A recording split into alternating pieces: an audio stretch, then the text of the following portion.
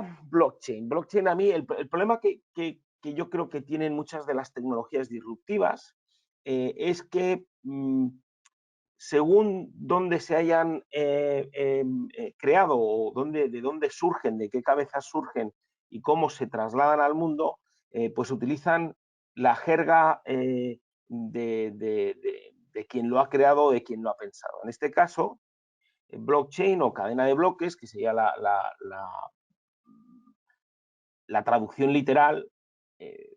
tiene un peso excesivamente o muy vinculado a técnicamente cómo funciona. Y el técnicamente cómo funciona a veces, como os ponía el ejemplo el otro día, con respecto a la composición química del aceite del coche, pues a nosotros nos importa bastante poco, porque yo lo único que quiero es saber qué tipología de aceite es la que le tengo que poner a mi coche, que lo ponga la etiqueta, yo se la he hecho y a funcionar. No tengo por qué saber cuál es la composición química y es más, no tengo por qué ni siquiera saber cuál es mejor o peor, simplemente me tienen que decir cuál es la adecuada para mi motor porque yo lo que quiero es ir y venir con mi coche, no saber sobre química de aceite. Pues aquí pasa igual, en muchas cosas de tecnología la, la, la, el predominio de los ingenieros de telecomunicaciones, de informáticos y los tecnólogos y los técnicos, más que los tecnólogos, ha prevalecido. Entonces, dentro de su forma de buscarle un nombre a algo que es una solución extraordinariamente potente, pues han utilizado un palabra que no ha pasado por los filtros naturales de uso. Entonces, por eso no se entiende. Pero para que os hagáis una idea, y esta estructura yo creo que lo cuenta muy bien, al final lo que es una super base de datos muy bien organizada y descentralizada. Es decir, que al final una transacción, y lo vinculan a la moneda porque es más fácil de entender y porque al final se ha vinculado mucho a las transacciones de tokens o elementos concretos, que en este caso pueden ser simplemente los tokens o la moneda o criptomoneda. Pero si os dais cuenta es yo quiero hacer una transacción,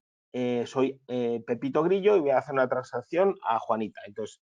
le digo desde mi monedero, lanzo la transacción, eso se lanza dentro de la red en forma de bloque y después se transmite dentro de toda la red, de todo lo que es, de todos los que estamos conectados dentro del entorno de blockchain, que al final es una plataforma, como pueda ser Ethereum, habréis oído de Bitcoin, pero hay infinidad de ellos, ahora os voy a dar una lista que sale después. Bueno, pues una vez que se lanza, una vez que yo le digo, Juanita, recibe mi dinero, pues antes de que lo reciba y de que eso sea así, hay todo un proceso de verificación. Y entonces, ¿cómo se hace? Pues en vez de mandárselo centralizadamente a un banco y a una serie de bancos que deciden si eso es válido o no y después le hacen llegar el dinero a Pepita, lo que hacemos es que eso lo mandamos, digamos que al océano de la red y la red empieza a recibir esos bloques, cada uno de esos individuos reciben ese bloque y ese bloque pasa a ser validado dentro del sistema y se valida de forma individual por cada una de esas conexiones o personas que están conectadas. Una vez que esa transacción ha sido validada de forma individual, se vuelve a poner en el sistema como validada y entonces entra a formar parte de una cadena. Y esa cadena es la que proporciona un registro que es como si fuera un libro mayor, donde tenemos todos los registros de todas las transacciones en formas de bloques. Después ese dinero es cuando llega a Juanita y Juanita puede ese dinero o ese token o esa criptomoneda, ¿no? Llega de esta manera. Esa es la tecnología que hay detrás, ese es el pensamiento y esa es la forma. Es mucho más complejo, pero yo creo que saber más de lo que pone aquí no nos lleva a ningún sitio. Pero sí que es interesante que sepáis que esto no es solamente una cuestión de elementos tipo tokens o elementos tipo criptomoneda, que sí, que también sirve para eso, sino que también sirve para hacer muchas otras cosas que ahora vamos a ver. Como por ejemplo, que a mí me parece la utilidad mayor, son los contratos inteligentes. Fijaros, una de las cosas que yo llevo viviendo, y sobre todo después también los NFTs, que me ha parecido un uso bastante inteligente. Pero bueno, los contratos inteligentes son, si yo llego a un acuerdo con alguien, al final siempre tengo que estar haciendo pues, un presupuesto o una factura o un mecanismo por el cual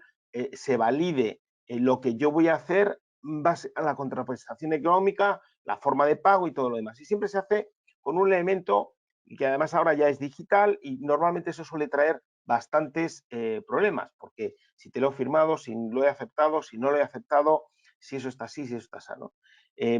Los contratos inteligentes tienen la capacidad de ser mecanismos muchísimo más